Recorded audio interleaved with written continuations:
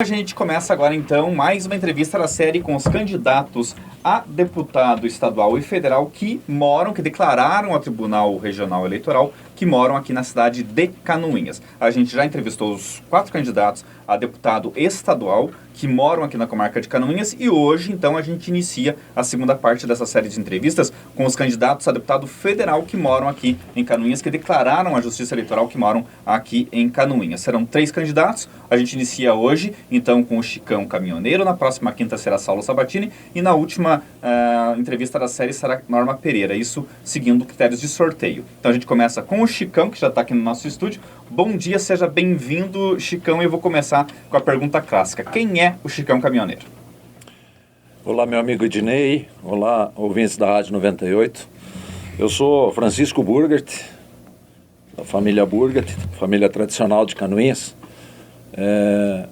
Exerço hoje a profissão de caminhoneiro, né? Sou presidente da União Brasileira dos Caminhoneiros e a gente está aqui, né, fazendo um agradecimento de forma antecipada pela oportunidade que está nos dando de poder levar um pouco de informação da nossa pessoa para os ouvintes da 98. Você já mora aqui na cidade há bastante tempo, Chicão? Queria que você contasse um pouquinho da tua trajetória. Eu sou natural de Canoinhas, né? Nasci em 1970 aqui e morei um tempo fora, mas questão de 15 anos atrás, morei 3 anos fora, depois retornei e por ser natural de Canoinhas, estou radicado aqui em Canoinhas e é dessa forma, né? A sua profissão sempre foi caminhoneiro?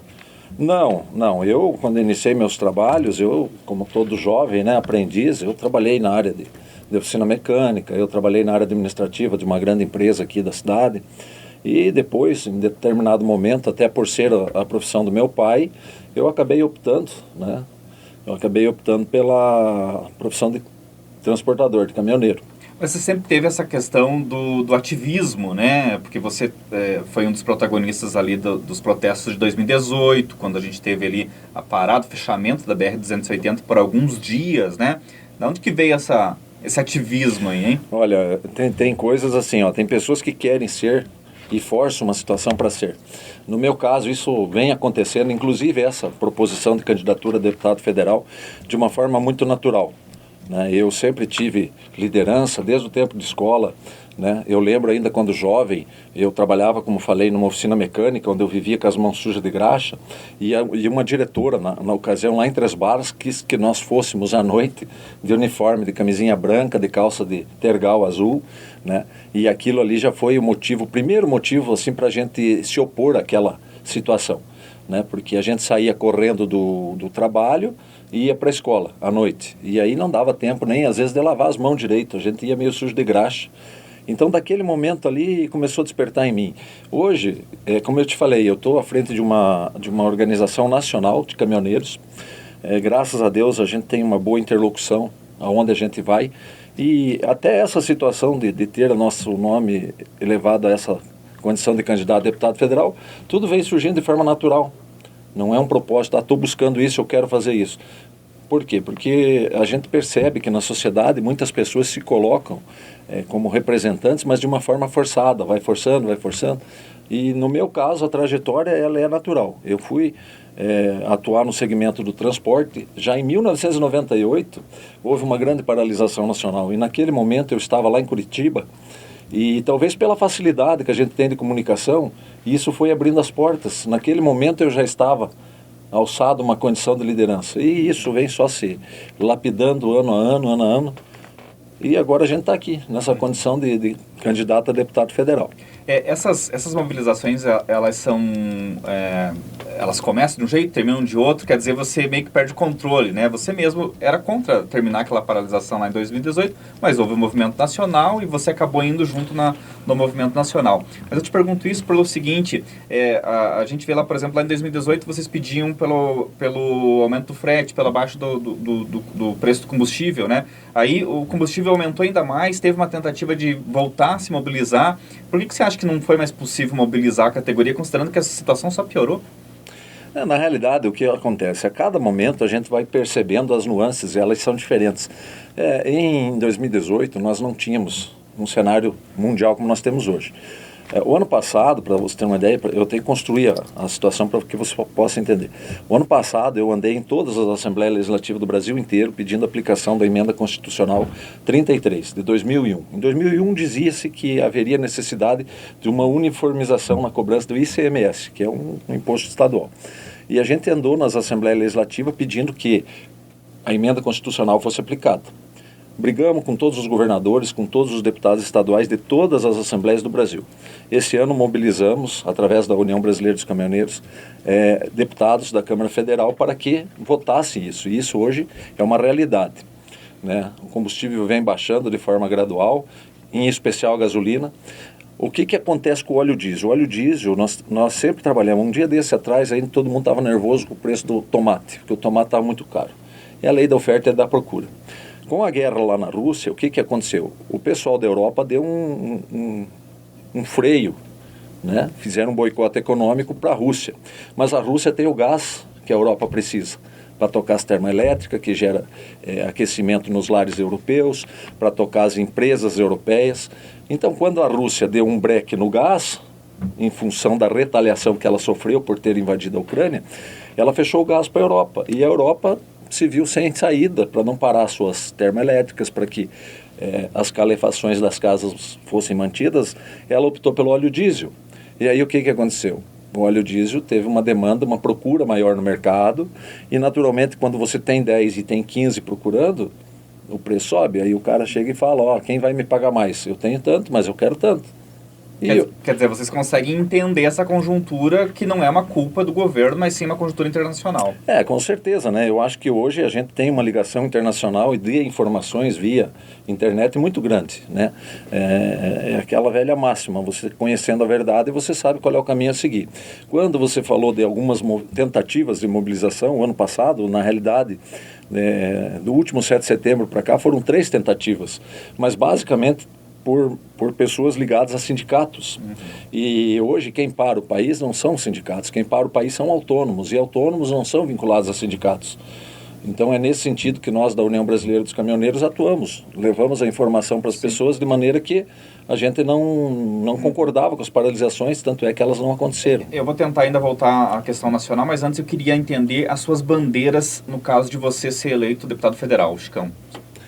Olha, minhas bandeiras para ser eleito deputado federal, em primeiro lugar, é trazer a representatividade que nós precisamos para a nossa região. Eu acho que passou da hora de nós ter uma representação firme, forte, verdadeira, com ligações em Brasília, como a gente tem, graças a Deus. Recente agora, nesse último 7 de setembro, o nosso presidente recebeu 3 pessoas em Brasília. E eu fui uma das 3, apenas, naquele contexto de mobilização. Então, acho que isso é uma porta muito grande que vem se abrindo para a nossa região. Não abriu, porque o Chicão Caminhoneiro de Canoinhas abriu para a nossa categoria dos caminhoneiros e pela representatividade que a gente tem hoje no cenário nacional.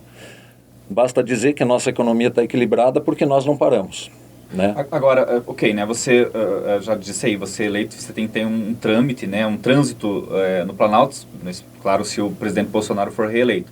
Mas, você é eleito, você entrando lá no Congresso, o que você vai estabelecer como prioridade para a nossa região? Porque você vê assim que tem que ser urgente, porque você sabe que se você entrar lá, você não vai poder defender 6, 7 pautas, você vai ter que focar em alguma coisa, né?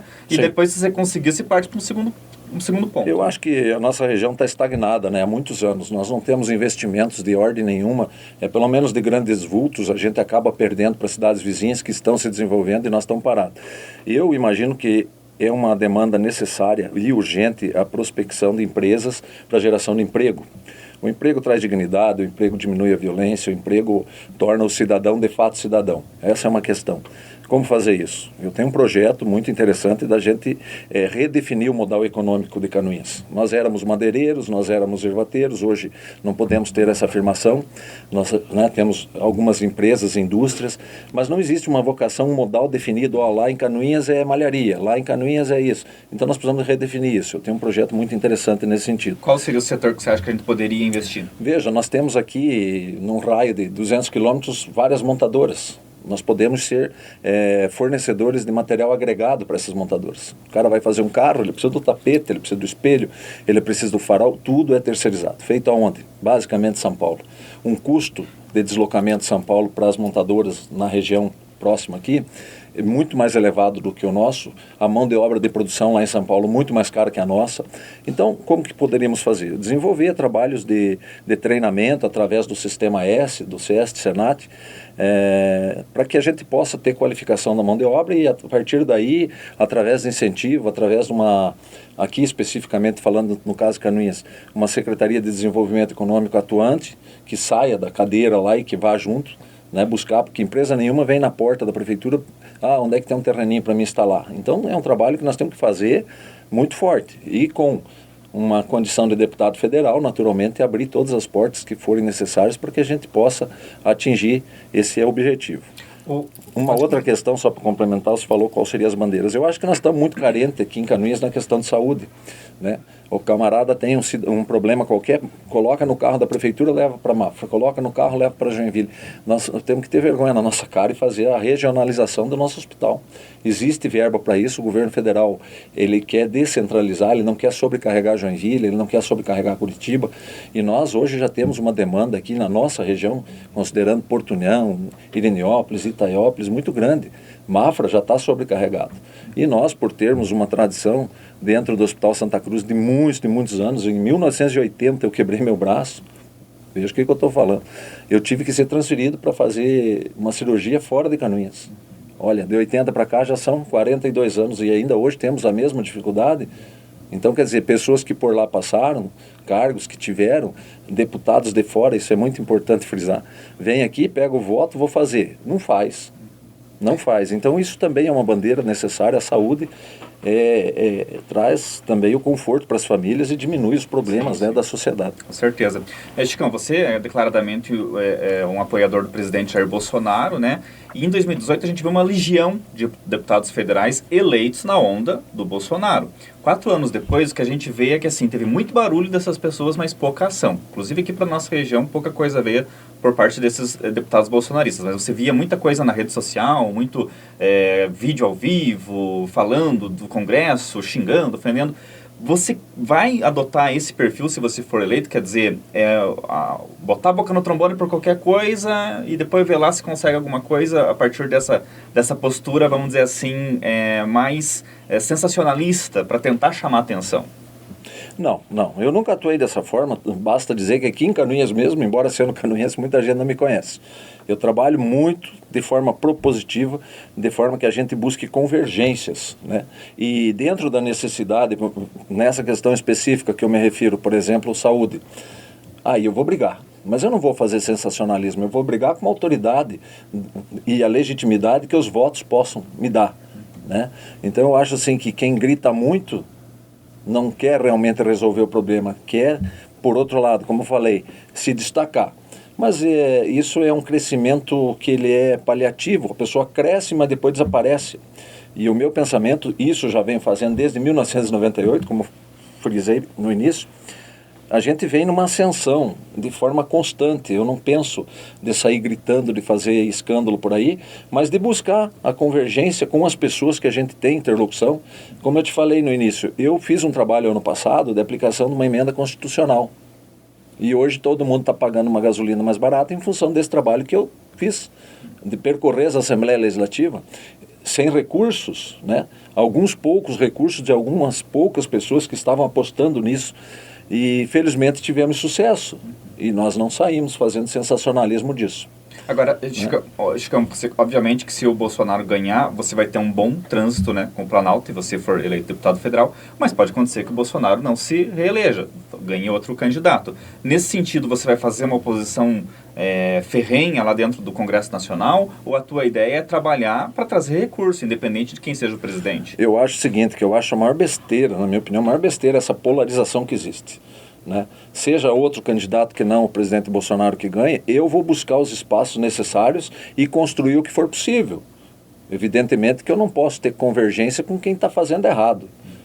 Né? As pessoas perguntam às vezes, você é isso, você é de que religião, você é Bolsonaro? Eu sou do certo.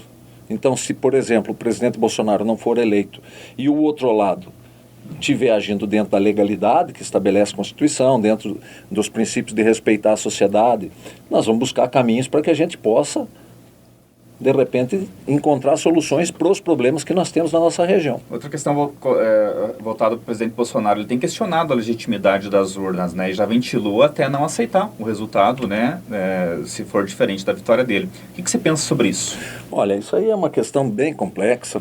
O que eu tenho para te dizer é de que nós precisamos ficar tranquilos. Existe muito sensacionalismo de ambas as partes, no sentido de dizer que as urnas isso, as urnas aquilo. O próprio presidente Bolsonaro diminuiu essa questão. Mas dentro da Constituição, eu sou um legalista, eu gosto de trabalhar dentro da Constituição. Existem vários artigos que o presidente Bolsonaro, em se sentindo prejudicado dentro do texto constitucional, existem caminhos que ele pode tornar a eleição ilegal, tornar a eleição não legítima, dentro do que diz a Constituição. Por quê? Porque, se não me falha a memória, no artigo 89 diz que é obrigação do TSE tornar a eleição transparente. O governo tem muitas informações, isso eu posso te assegurar. Fala-se muito em caixa preta. Todo mundo, caixa preta é aonde? Caixa preta em Brasília? A sala escura? A sala escura. Acreditem, não é. Não foi em 2018. O governo tem as informações hoje. Mas então, por que ele não torna público? Não, é que assim, veja só. Ele tem hoje, ele não tinha em 2018. E, como parte de uma estratégia, para 2022 ele terá as informações para poder confrontar. Se chegar a 10 e aqui chegar a 10, bateu, show. Se chegar a 10, chegar a 8, infelizmente quem agiu errado no ato ilícito vai ter que responder perante a Constituição. Então o presidente está muito tranquilo nesse sentido, e nós, que somos, digamos assim, os comedores de abóbora aqui do outro lado, os pequenininhos, imaginamos que eles não vão fazer nenhum movimento no sentido de fraudar a urna, mas talvez possam prejudicar os que estão tentando chegar com o objetivo de apoiar não o Bolsonaro. O Bolsonaro é uma pessoa, amanhã, depois ele passa, vai vir outra pessoa. Eu pretendo apoiar o que for de bom para o nosso estado, para Santa Catarina, o que for de bom para Canoinhas, para a nossa região. Falando em estado, Chicão, tem 3 candidatos a governador que se dizem candidatos do Bolsonaro, né? Aqui em Santa Catarina. Quem desses você apoia?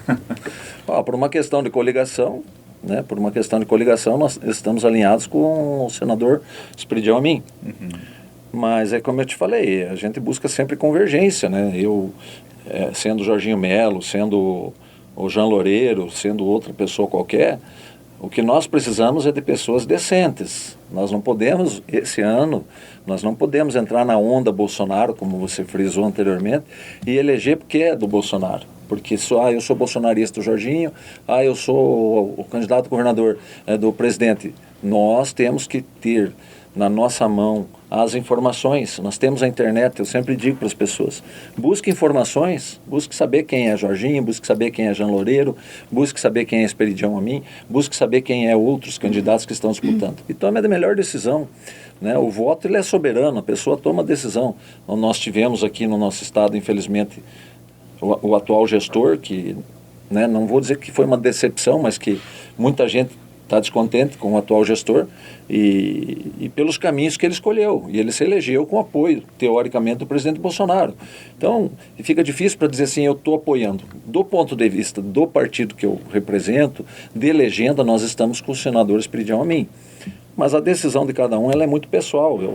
O que eu estou sugerindo para as pessoas que busquem saber as informações. O trabalho de cada um, né? Sim, regionalmente você está apoiando o candidato de Mafra, né? Não teve acordo com os candidatos a deputado estadual aqui. Eu falo de Dobradinha, deputado estadual federal. Não teve como conversa com os candidatos a deputado de Canoinhas? Não tivemos nenhuma conversa, né? Eu apenas, de forma amistosa, conversei com o Dr. Saulo Sabatini. Com a dona Norma não conversei. Mas aqui eles são a federal, digo estadual. Os estaduais aqui, nós temos 3 possibilidades que eu conheço, né? Que é o Abrão, que é o Índio e que é o Paulinho. Com o Paulinho nós tivemos um pouco de diálogo inicialmente, pensávamos em trabalhar alinhado, só que de forma impositiva, o partido o PMDB... Entra a questão das coligações. Não é do meu partido, mas sim. Do partido do lado deles, não permitiu isso. Então, sim. A gente imagina ter um deputado estadual de Mafra ou talvez de Porto União. O Chicão, a gente tem 1 minuto e esse minuto é seu para você pedir o seu voto, falar diretamente com o nosso ouvinte. Muito obrigado, gostaria de agradecer a oportunidade, a 98, né, aos ouvintes. Eu sou canoiense, nato, sou daqui e hoje, felizmente, a gente abriu um diálogo muito bom dentro do Palácio Planalto, em Brasília, né, dentro do GSI. Então eu peço a todos vocês que pensem na hora de votar. Vamos votar em gente daqui, gente que tem os pés no chão, que sabe o que está fazendo. Né? A minha proposição de ser deputado federal é no sentido de trazer dias melhores para toda a sociedade, independente dela estar no centro, dela estar nos bairros. A gente tem condições hoje de discutir várias questões em Brasília, questão de reforma tributária, questão, como eu já falei, de ICMS combustível, que foi um alento aí, esse preço de combustível vem baixando.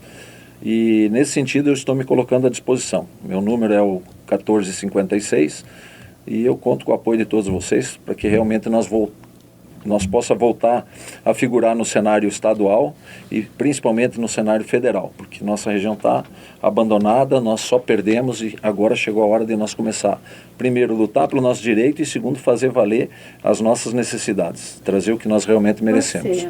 Tá ok, Chicão Caminhoneiro, candidato pelo PTB a deputado federal, iniciando essa série com os candidatos a deputado federal aqui no Fala Cidade, né? Lembrando que essa entrevista estará em vídeo no J+, no sábado, né?